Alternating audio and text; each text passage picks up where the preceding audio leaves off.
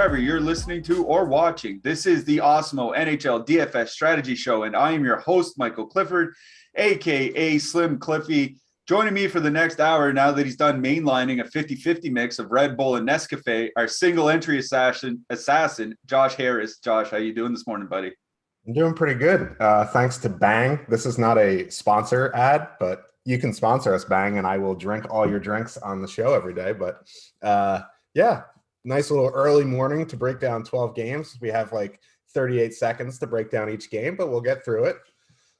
Yeah, Bang Energy Drink. Get at us if you want to sponsor our Saturday morning shows. And also, we should mention if there are any alcoholic beverages out there that want to sponsor our Saturday night shows, we'll do that as well.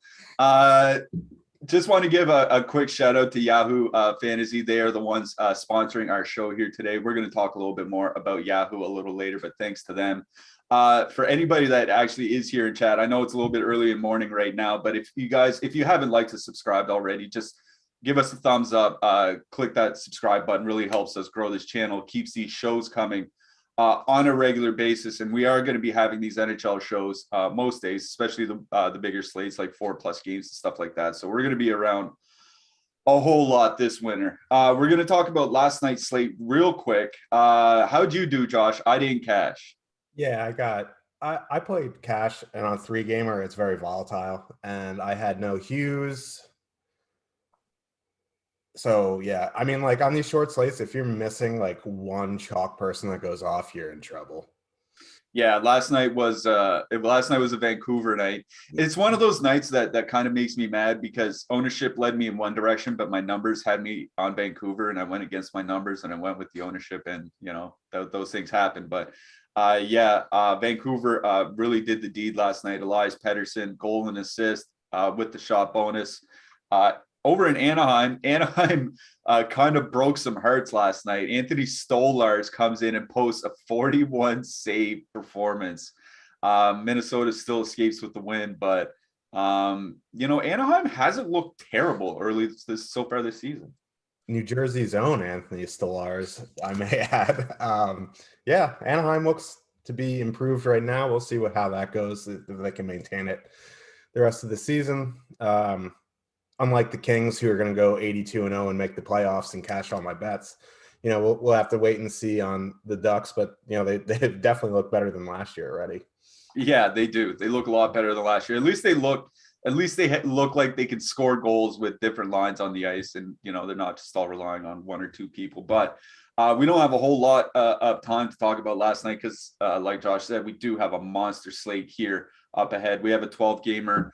I'm going to have my Power Plays article up on the site in a few hours after we get a little bit more information. And that's one thing I want to mention off the top here. This is on demand. You can go back and watch it anytime, but we are recording this before any of the morning skates on Saturday morning. So we're going basically off any information we had as of late Friday night. It's going to change. There's a lot of things that are going to change. There are 24 teams that are in play on this slate. There are, goalies are going to change. Line combinations are going to change. The one thing that we should say is that anybody with a premium subscription should definitely check out our Discord. I can say that now because we migrated over to Discord last night. So all our premium Slack chats have been moved over to Discord. So yeah, be sure to check out our Discord all through the day because there's sure to be a lot of line combination information. All right, with all that out of the way, let's get to our first game here. One thing I want to mention is that I did these implied goal totals. So if my math is off, yell at me. Don't yell at Josh or Tyler. The first game we have is the Dallas Stars with a 2.3 implied goal total. They're going into Boston. Boston has a 3.2 implied goal total. Dallas has already played one game this year. They were in New York a couple of days ago. They took a 3-2 win, I believe it was. Boston, this is their home opener. Boston, very expensive at $22,800 for the top line on DraftKings, but that's certainly not as expensive as we've seen them before. We have seen them over $24K at times. Boston's sure to draw some ownership here tonight, but there should be some stuff there might be some things on both sides you like here. So what do you like, Josh? Yeah, I mean, it's the same song every Boston slate. They're going to be super expensive. They're going to be owned. They're fully correlated on the power play. It is a 12-game slate, so them being that expensive, they may not be super high owned, but we'll see. I like them tonight. It's something that I'm going to have if I was making 20 to 150 lineups. I'll definitely have some Boston 1 here. I don't know if they're going to be like a massive priority just because of price wise, but I do like them tonight. Boston 2, Jake's boy Taylor Hall he's on the top power play, $6K, a little expensive, but his line mates not too expensive. Charlie Coyle $4K, Craig Smith 4,300. They'll get probably the Rupe Hintz line. That third line of DeBrusque, Halla, Foligno, fully correlated on power play too. That's nice, but Boston's one of those teams that really pump out their top power play unit. So I don't know how much time they're going to get, but they're super cheap. They're going to be a pretty decent filler. I don't mind them. On the Dallas side, I'm out on the Sagan line. They're going to get the Bergeron matchup on a 12-game slate. That's not something I want to do going to Bergeron. That second line I may have a piece of, Hintz, Pavelski, Peterson. Also, Dennis Gurianov on the third line, his price went way up. So, if you are stacking Dallas power play, I'm not sure that's the best idea, but if you want to put him in, that's fine. But really, for me, in this game, it's going to be Boston 1, a little bit of Boston 2, a little bit of Boston 3. Yeah, Boston 2, they were really good once Taylor Hall got there last year, right? But I think we should mention that was with David Krejci. David Krejci left Boston. He's back in the Czech Republic. So it's Charlie Coyle as the 2C. Charlie Coyle is just not as good a playmaker as David Krejci. But I think Hall and Smith were probably the play drivers on that line anyway, while Krejci was more like a distributor playmaker type player. So I want to mention Dallas because I think they're pretty cheap. Independent of matchups, I have Dallas 2 as the best value. And by Dallas 2, I mean Hintz and Pavelski and Peterson. I have Dallas 2 as the best value second line on the entire slate. And now that's matchup independent, and it's a tough matchup going into Boston. So I'm definitely going to have to tamp down that projection a little bit. But I do like that Boston 2. So in my 20 lineups, I might try to sneak them in, maybe 1. I won't have very much, but I do like that they're perfectly correlated and very cheap. On the Boston side, I'm with you.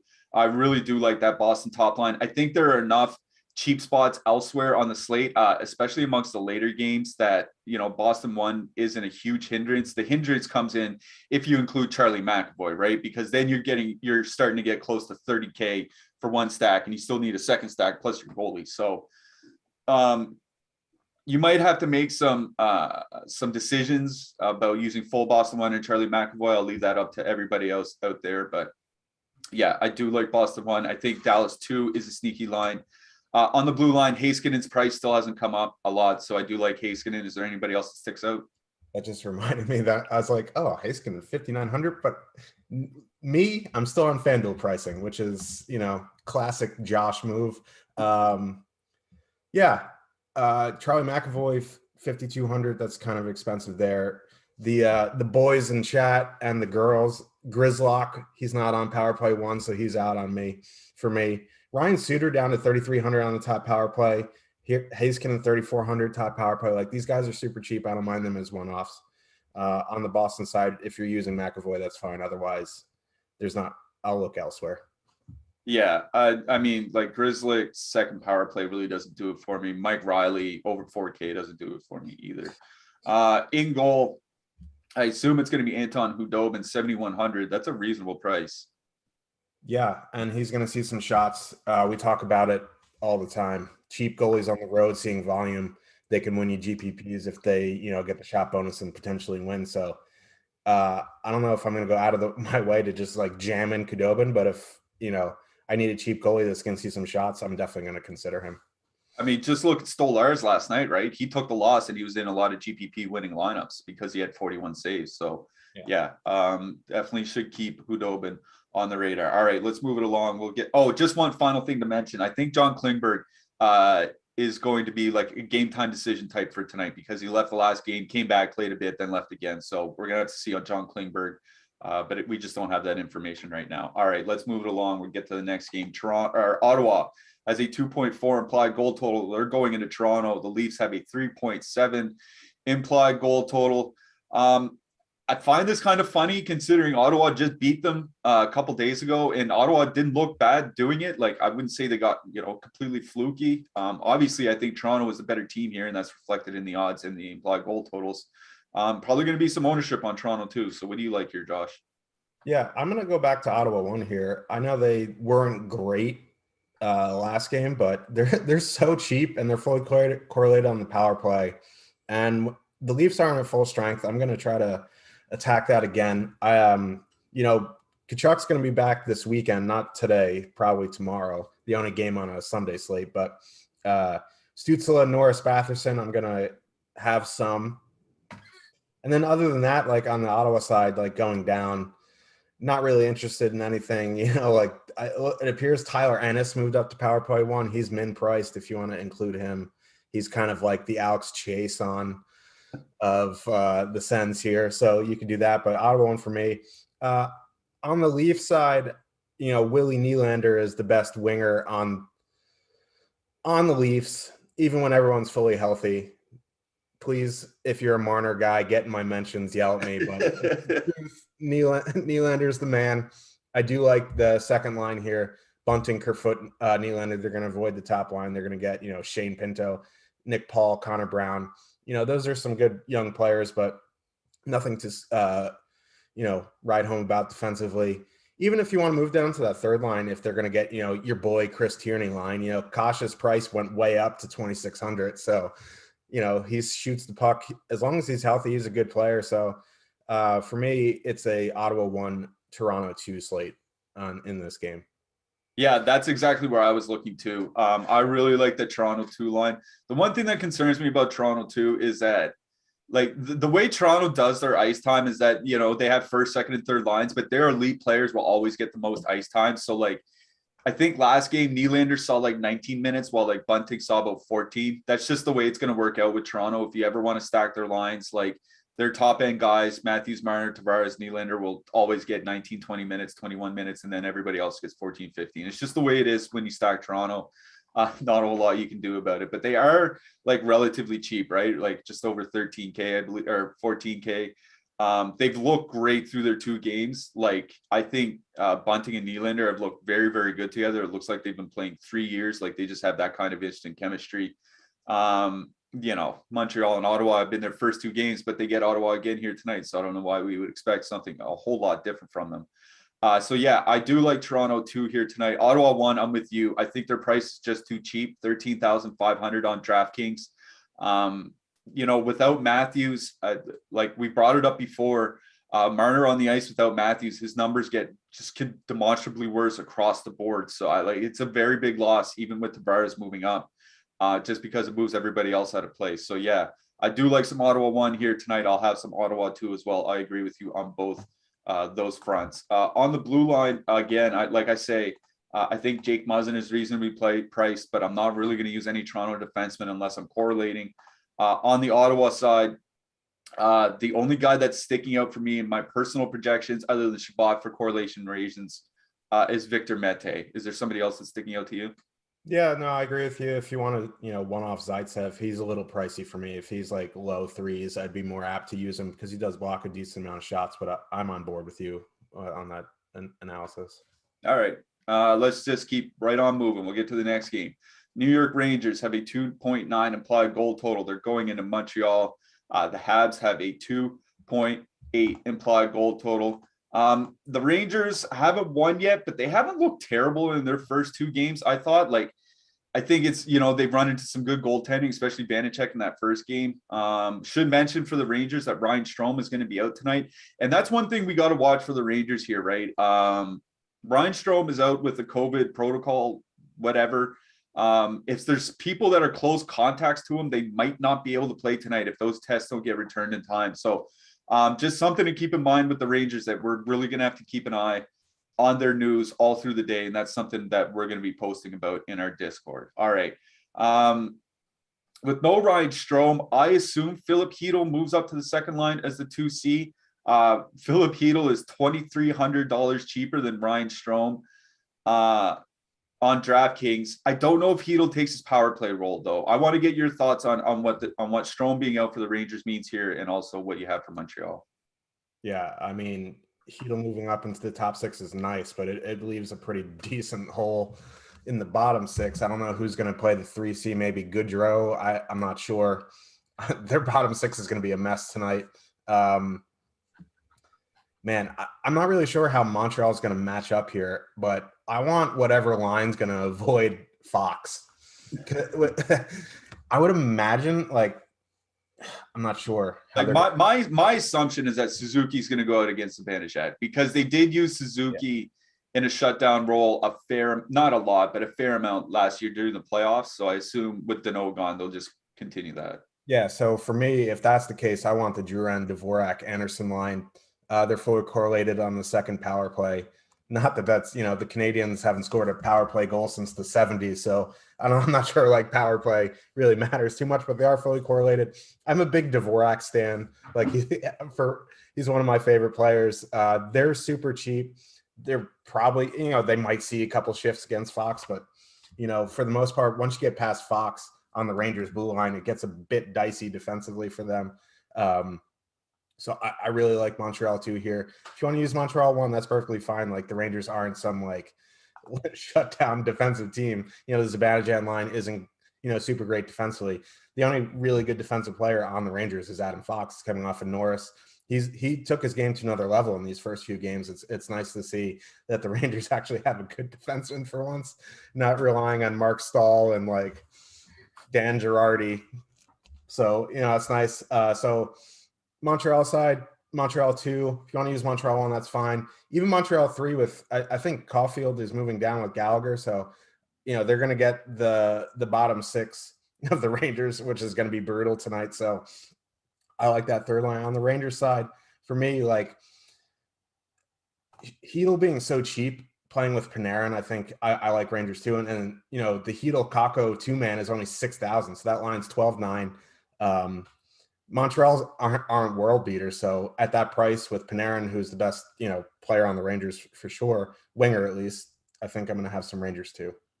Yeah, I mean, with Caulfield going down to that third line, like that's a pretty big development for the Habs, right? Because assuming they go one, like match up line 1 versus 1 and 2 versus 2, you're going to get Caulfield and Gallagher out there against that Rangers bottom six. And like you mentioned, with Hedel gone, you're looking at Barclay, Goodrow, and a bunch of guys. Like, there's just not a whole lot there. So I really do like that Montreal third line, Evans, Caulfield, Gallagher. If you just want to do like a 2-man Gallagher, Caulfield or something like that, I think that's perfectly fine. Like, I don't think Jake Evans is really going to be an offensive engine on that line. I don't think he's a must play. But yeah, I am with you on those line combinations where they come in relatively cheap. I think a 2-man of Caulfield Gallagher makes sense, but I think if I'm going to full stack line, I agree with you. It's Montreal 2. Dvorak, Anderson, Drouin has probably looked like Montreal's best line so far. I know it's only been a couple games, but it's looked like their best line, and it's why it's been the only line that's stuck together and hasn't been changed ups. And 12,100, I think on DraftKings, like you can honestly fit them in and fit in your Boston 1. And, you could still fit in reasonable defensemen. Like you're not double punting $2,500 defensemen. So yeah, I do like that Montreal 2 call here. With the Rangers, like I don't really hate the top line. I just don't think Lafreniere really does what, like Lafreniere and Kreider, I don't think play well together. Like I just don't think they played well together last year. So like, as much as I want to use that top line, I just don't think it's a good spot. So I'm with you. If I use anything, it'd probably be Rangers too. But honestly, I think I'm just picking one-offs from the Rangers. Like I might one-off some Panarin here because I think he plays a lot tonight without Strome as they move him throughout the lineup. So I might one-off Panarin or something like that, but I'm not stacking anything from the Rangers. So it's Montreal 2, maybe a Gallagher, Caulfield, Montreal 3 stack for me, but that's about it. On the blue line, I really do like super cheap David Savard. He's down under 3K on DraftKings. I like him for the block bonus. Anybody else you like here?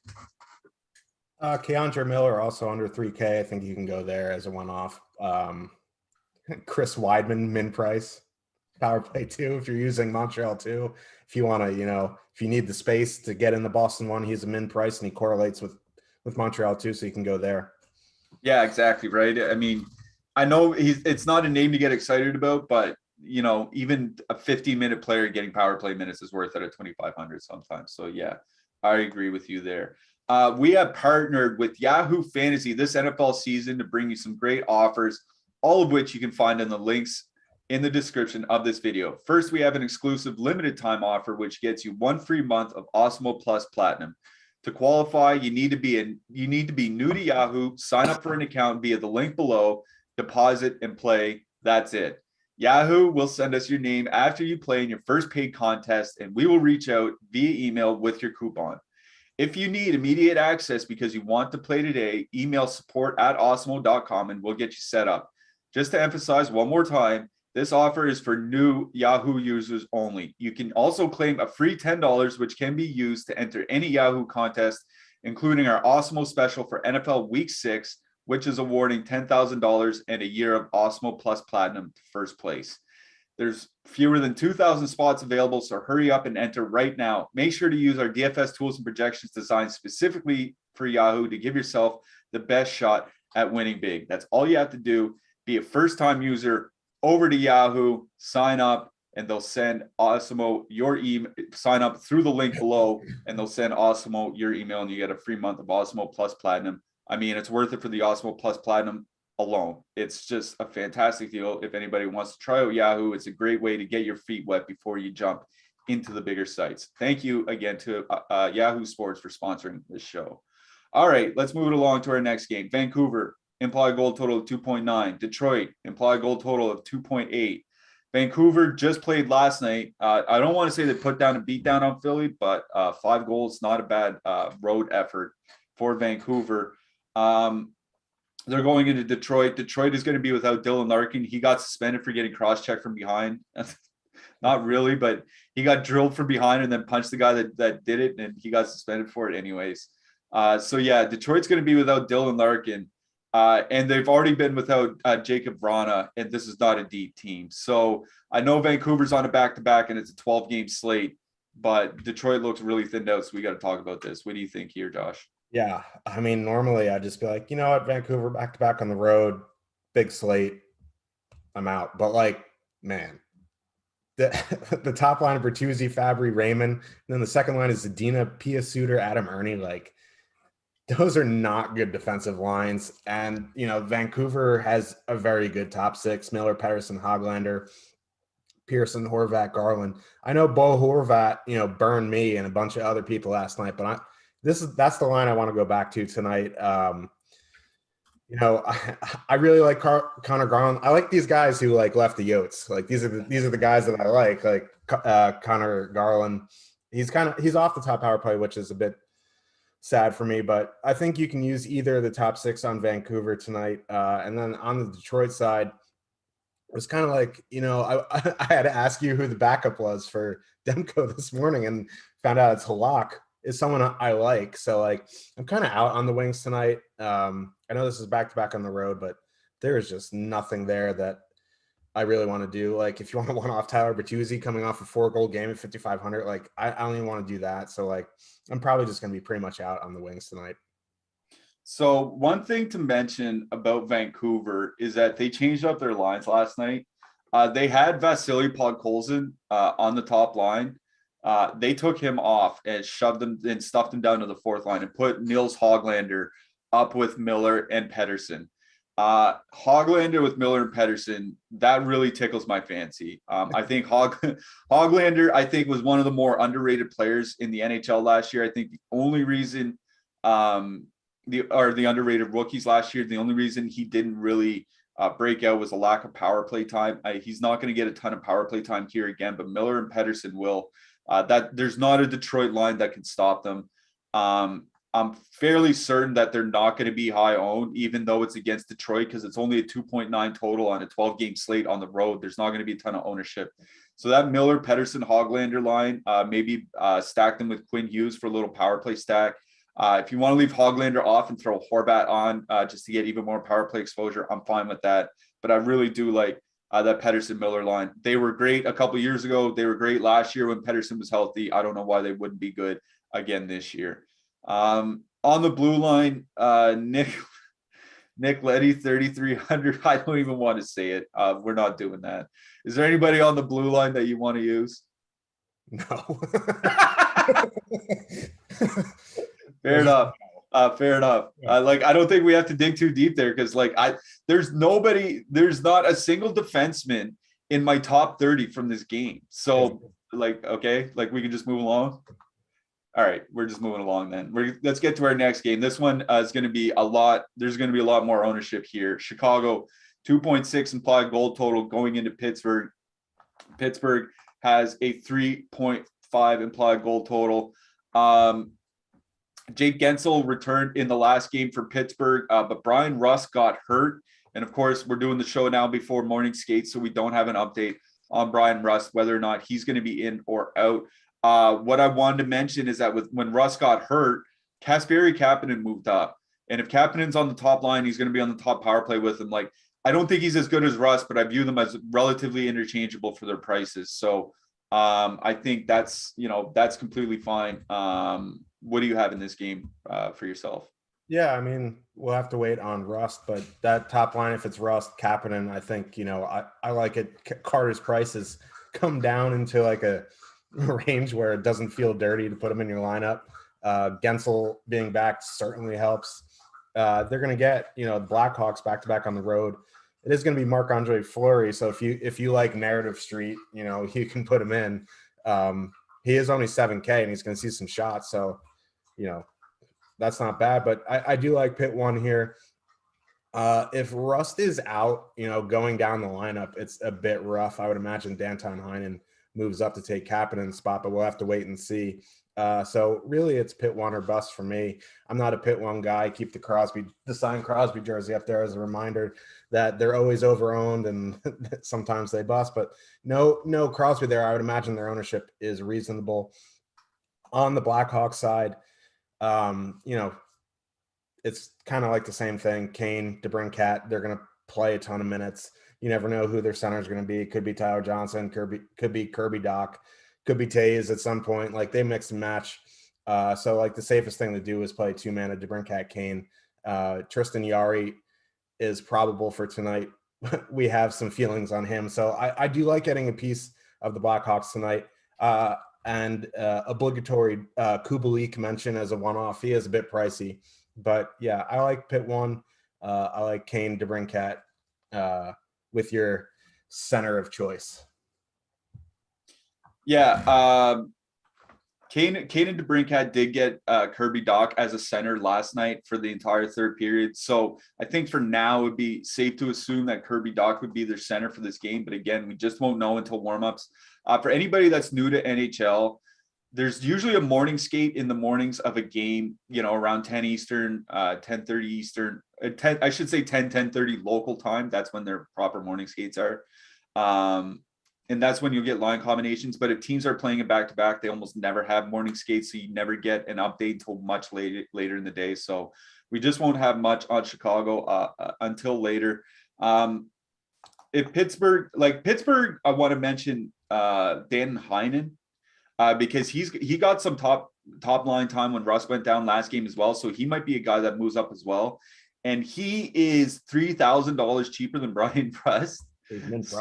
Yeah, so it would take, it would be a fairly cheap Pitt 1 stack to include Danton Heinen. So that's just something to keep in mind as we move along. I do like Pitt 1. I agree with you, especially if Heinen's there. I find it an easy 3-man stack. I mean, even Chris Letang's price has come down. He's down at 5,600, which is a real nice price. So I'm with you on Pitt 1. I'm out on Chicago. I just don't they just haven't really looked that good. There's a reason why the top line has had 3 different centers in 2 games. This just isn't a very good team. And I think Pittsburgh is underrated even without Crosby and Malkin. So I'm kind of out on Chicago. I'm in on Pitt 1. Letang, I like him for his price. Anybody else stick out on the blue line? Really? I mean, Seth Jones overpriced. I don't really want to go there. Connor Murphy's okay at 3,900. Pittsburgh Pedersen at 2,600. Marino at 3K are okay, but really I'm just correlating. Yeah, Connor Murphy should be the one guy to mention. His price was like 5,100 on the first day of the season or whatever. So at least it's come down to something more reasonable. But yeah, I'm probably only going to be using Letang out of this game as well. All right, let's move it along to our next game. Tampa Bay Lightning, 3.4 implied goal total going into Washington. The Caps have a 3.0 implied goal total. Washington continues to be without Nicholas Backstrom. He's going to be a little while yet. A lot of Washington prices came down. When I was doing my Power Plays article last night, I was like, John Carlson, is that right? And yeah, John Carlson, 5,400 on DraftKings. Alex Ovechkin, 6,400 on DraftKings. I honestly don't know if I've ever seen him at that price. I think this is the lowest price he's ever been. Like, I don't think he's ever been under 7. Like, maybe there's been like a 6,900 or a 6,800, never 6,400. So I don't know what's going on. Washington has a 3 implied goal total, so it's not like, they're on the road with a 2.1 or something like that. Ovechkin, 6,400 looks like a cheap top line. What do you like out of this game, Josh? Yeah, and they're at home, so they can dictate matchups. I'm not sure if they're going to send out Lars Eller against Point, or I wouldn't send, if I was a coach, I wouldn't send out Kuznetsov Ovechkin against Point. But at that price, you have to consider them. It doesn't really matter the matchup. Ovechkin is 6,400. I'll say arguably the best goal scorer in NHL history. I think he is, but we can argue about it if you want. At that price, I think time to argue about it right now, but yeah, we could. We don't. That's for another time. Like maybe on Monday on the 4-game slate, we'll argue about it. But yeah, Washington won. I really like at that price. Tampa won. Kucherov, super expensive. Point, super expensive. It's kind of like the Boston one thing. Like they're expensive, but this is the difference. Like they're on the road. I'd rather use Boston 1 tonight over Tampa 1, just what it is. I might want to offer Steven Stamkos to 6K, or, 2-man him with Killorn just to get some power play time. But for me, it's Washington 1, a little bit of Tampa, but that's really about it from this game. But, at that price for Caps 1, you have to consider them. Yeah, and that's what worries me. Like, again, we're recording the show before a lot of our data comes out. So check the top stacks. Maybe the really low Washington price will just jack up their ownership to like 25% on a 12-game slate, which would be like a hard pass, obviously. But just something to keep in mind. They are very cheap. Yeah, that Braden Point price, man. Third most expensive center on this slate. Like, I get Matthews and McKinnon aren't playing, but like more expensive than Patrice Bergeron at home. I don't think so. So like, I don't think I want to use anything from the Tampa side here. Like, I'm not. Tampa 1's probably going to get a lot of Lars Eller, and I think that's a worse matchup for them. And then Tampa 2, like, again, we talked about it on the last show Tampa was on. They didn't like this. Cirelli Stamkos line didn't look great last year, and they haven't looked great so far this year. Like, they've been getting buried a little bit in their games. So I'm not super high on Tampa here. Like, I'm mostly out on the Bolts. Like, again, like it's a 12-game slate. When you make 20 lineups, like, you're going to have to make some cuts somewhere. Tampa's probably going to be one of the lines I'm going to cut. We'll see when ownership comes out. Yeah, Washington 1 price. It's just too much to get away from for me. Is there anything else on the blue line that you like? I noticed that Ryan McDonough is down to an even 3K. That seems really hard to ignore. Yeah, and Chernak's still under 3K. I think both of those guys are fine as one-off. Like Hedman, 7K on the road on the like. I don't know why he's 7K on the road and Carlson's 5,400 at home. Like, the one thing I'll say is, like, if you power play stack Tampa, it's going to be super expensive, but it's probably going to be wildly low owned. Where's Vots? He can clip that. Wild. Who else want to say wild? Wild. Yeah, wild. Woo. But yeah, that's really about it for me. The McDonough Chernak. All right. The NHL is back, as you guys can tell, and you can get started with some NHL DFS for only $3 when you use the promo code CROSSCHECK. That's CROSSCHECK, all capital letters, all one word, at checkout for 75% off your first week of Awesemo Plus NHL. That gives you access to everything we have to offer, including our player projections, our ownership projections, our top stacks tool, our lineup builder, which is very, very helpful through the day, and our premium Discord channel that we just started up last night. So once again, if you just want to try out some NHL, you can do so for 75% off your first week with the promo code CROSSCHECK, all capital letters, all one word. Stop guessing, start winning. Join Awesemo Plus today. Head on over to awesemo.com. All right, let's move it along to our next game. Seattle, 2.8 implied goal total. Columbus also with a 2.8 implied goal total.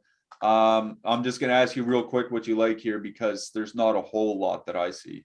Yeah, when I initially saw this game, I was like, oh, man, if Columbus is priced down, I'm going to go back to him. But their prices came way up from the other game. There's not much at the prices that I really like. I think if I had to do something, it'd be that third line of Jenner, Sillinger, Domi. They're decently cheap, could be a solid filler. But like you see these prices, like line A was 4,300, he's 5,600 now. Roslovic, 5,700. Bjorkstrand 5,900. I think that's okay. You can one off them if you like, but really for me, this is more of like an MME game. You can have some Seattle 1, you can have some Columbus 1, Columbus 2 in your MME builds, but other than that, this game's pretty much a pass in terms of like primary targets.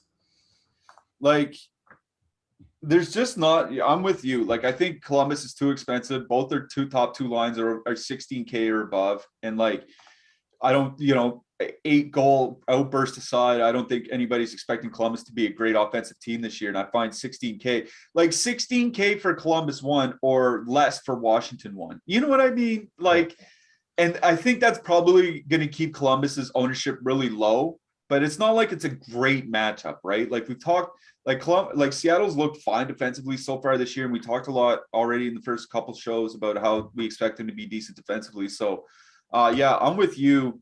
One off in Bjorkstrand, I think is fine because he's a really, really good goal scorer who can fire up the shot volume. I just don't know if I'm stacking anything, whole cloth out of this game. On the blue line, Zach Werenski, 6,400.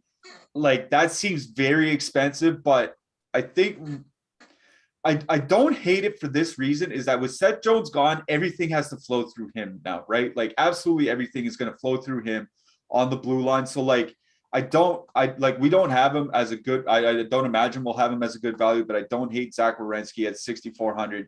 If you want to get away from what should be higher owned defensemen like Roman Josi and Brent Burns. In net, I don't really see anything that I particularly like. Like they're not super expensive, but what do you see here?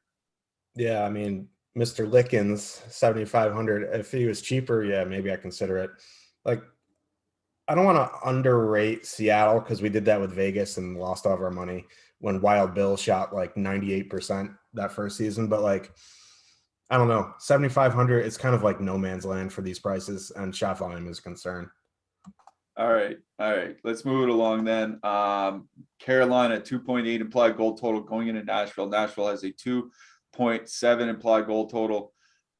If I'm not mistaken, Carolina changed up their lines a little bit through the game last game, but they kept the second line of Trocheck, Teravainen, and Svechnikov together the entire game.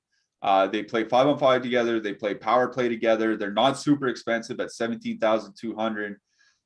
They're one of my favorite road lines here tonight. What do you think, Josh?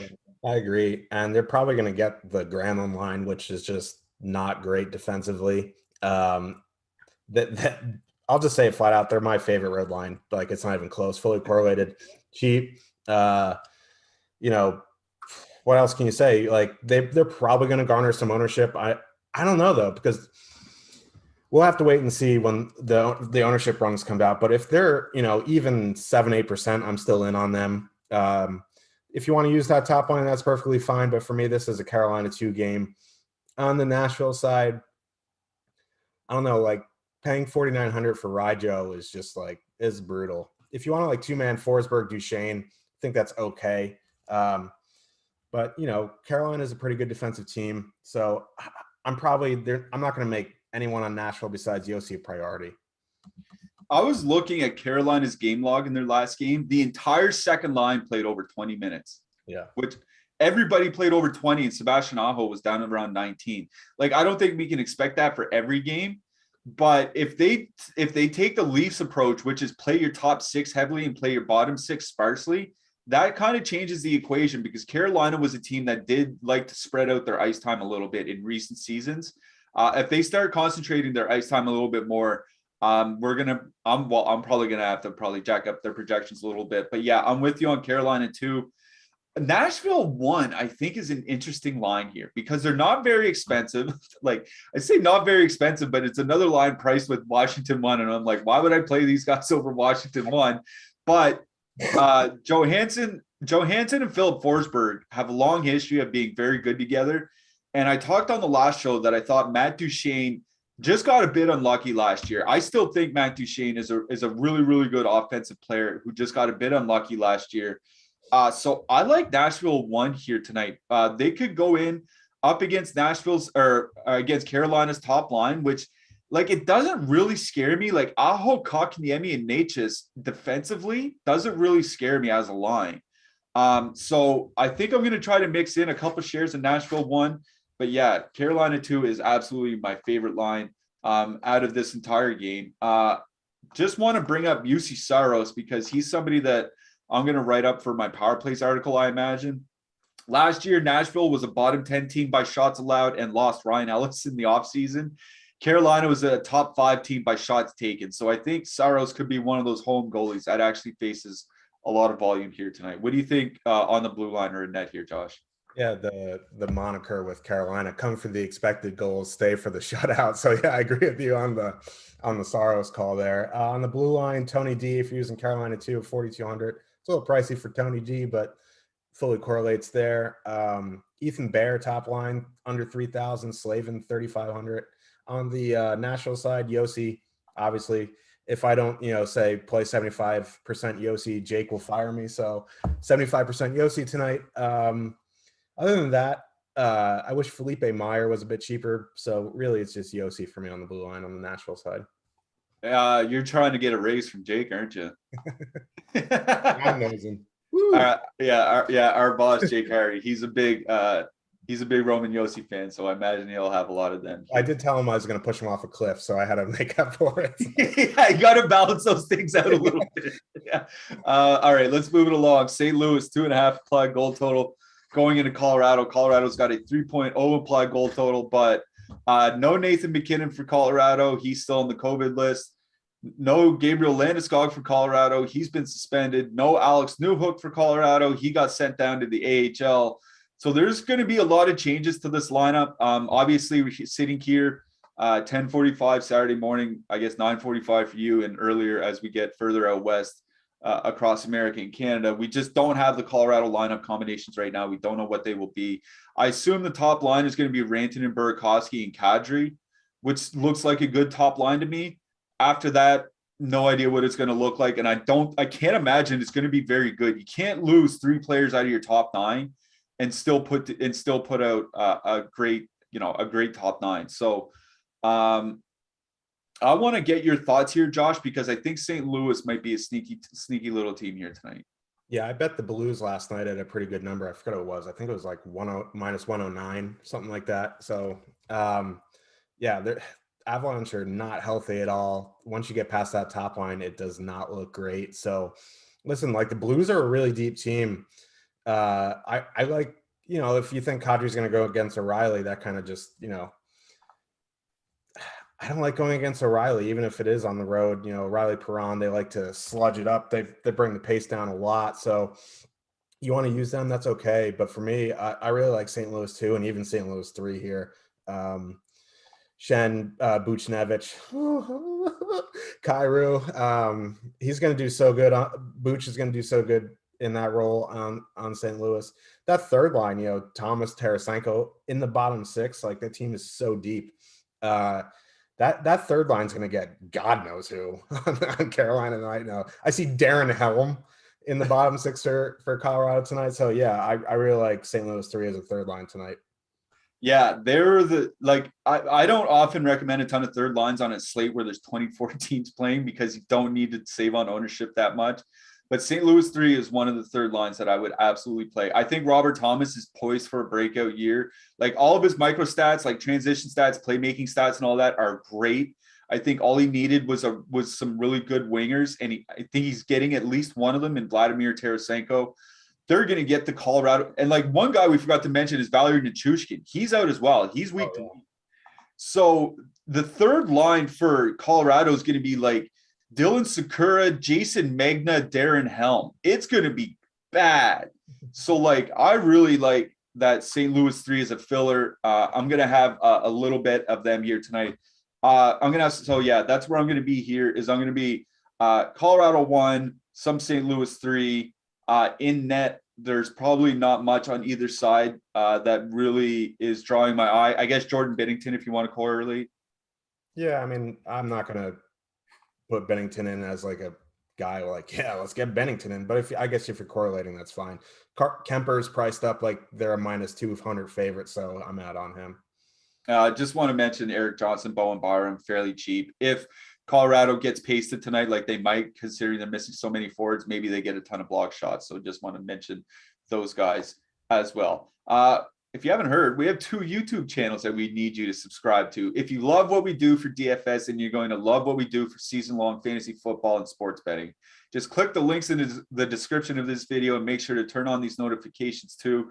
We will be producing sports betting and fantasy football content around the clock, so make sure to stay up to date with videos from your favorite Awesemo hosts. And we have a lot of stuff on the show today. Coming up next, we have ALCS Game 2 and NLCS Game 1 analysis from Gundaker and EMAC. After that, we have college football live before lock with Ben and Matt. We have NFL. We have 3 NFL shows later today. We have an MMA live before lock. I think, Josh, you did an MMA betting article, if I'm not mistaken. So Josh has an MMA betting article up on the site.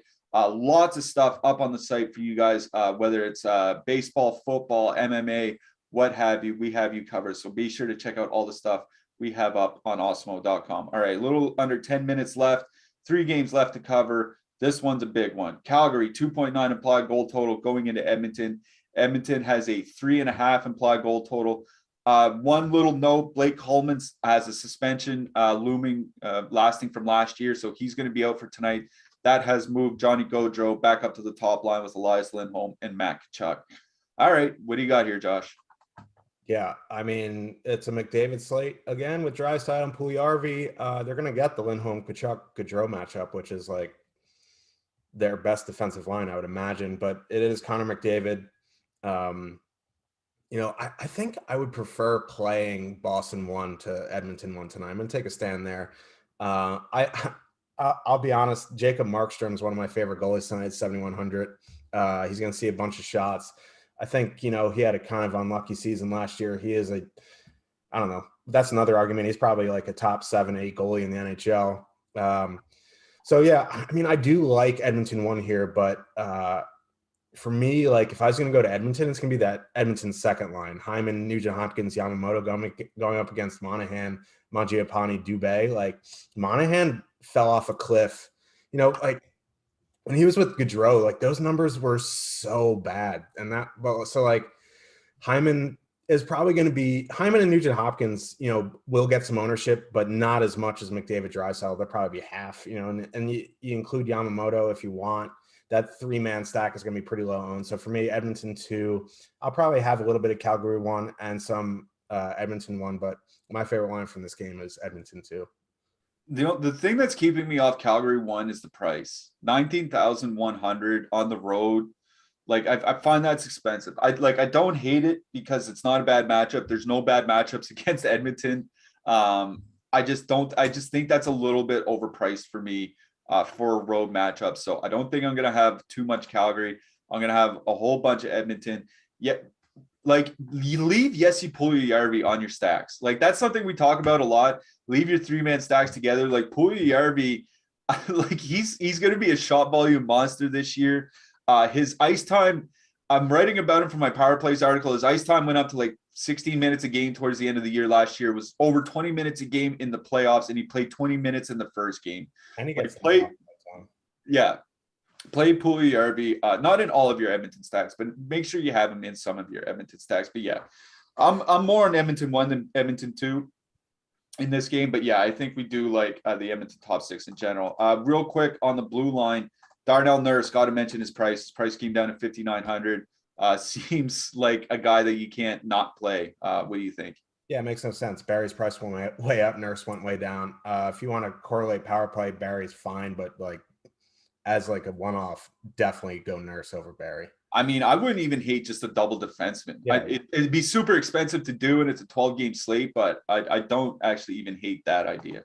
All right, moving into the next game. Winnipeg, 3.3 implied goal total going into San Jose. San Jose is a 2.7 implied goal total.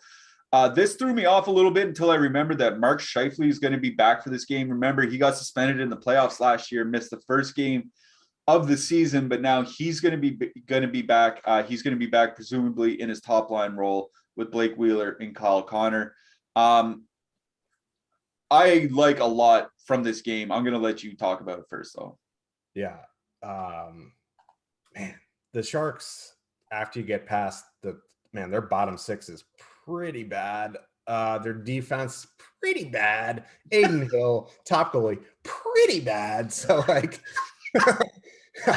I really like Winnipeg tonight. If you want to go to that top line, it's fine. Like, they're going to get Couture, but, like, if they like Brett Burns, man, he's not good defensively. He's a glorified forward playing defense. So Winnipeg top six. I really like that second line, Pierre-Luc Dubois, Ehlers. Ehlers is the man. Like, he is so good.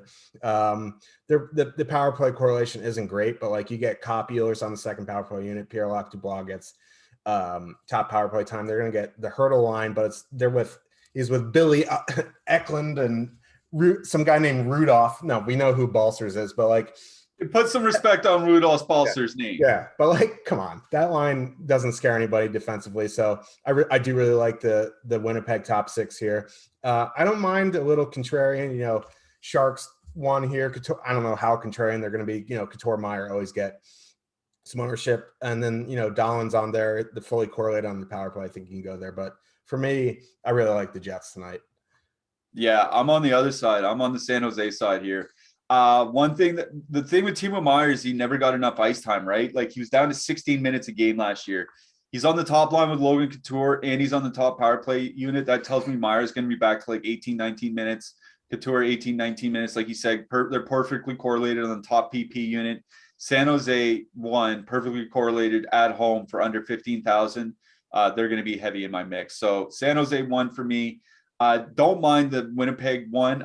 They're probably going to come in fairly low owned, despite the 3.3 total. So yeah, I do like Winnipeg one and San Jose one each in this game.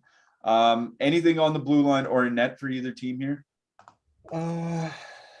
I see Neil Pionk's on the top power play now, which is great. I prefer him big time over Morrissey, so you can correlate there. If you want to use Burns or Carlson, that's fine. But really, if you're using San Jose one, I think you got to correlate with Burns. I think Mario Ferraro, 3,400 is an interesting one-off. Yeah. I'll just mention Connor Hellebuck, 7,600. Not that we expect him to get a huge shot volume, but one of the best goalies on the planet for 7,600. Definitely always in play for me. All right, let's get to our final game here. We have the Minnesota.